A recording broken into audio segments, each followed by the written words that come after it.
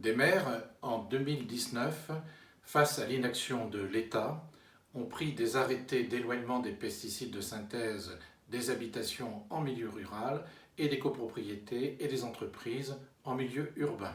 Si le Conseil d'État a jugé que la compétence générale du ou de la maire ne pouvait s'exercer en la matière, il a aussi indiqué que seule la police spéciale du ministre de l'Agriculture pouvait s'appliquer, renvoyant ainsi à la responsabilité politique de l'État.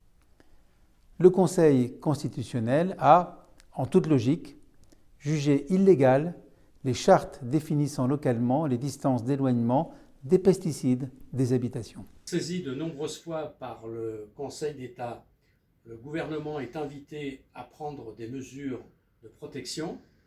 Ce dernier prend des arrêtés qui sont immédiatement attaqués du fait de leur inefficacité à protéger les populations. Le Conseil d'État insiste sans succès pour que des mesures soient enfin prises. Les dangers des pesticides sont démontrés par l'INSERM, l'OMS, ainsi que par l'ensemble de la littérature scientifique mondiale. La présidente de la Commission européenne rappelle que la propagation aérienne des pesticides et ses effets sur la santé et l'environnement sont maintenant étayés par de plus en plus de preuves scientifiques.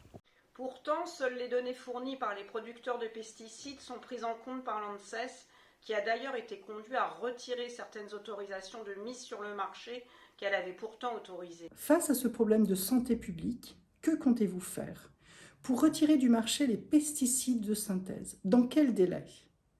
Quelles modalités d'aide envisagez-vous pour les agriculteurs et leurs filières?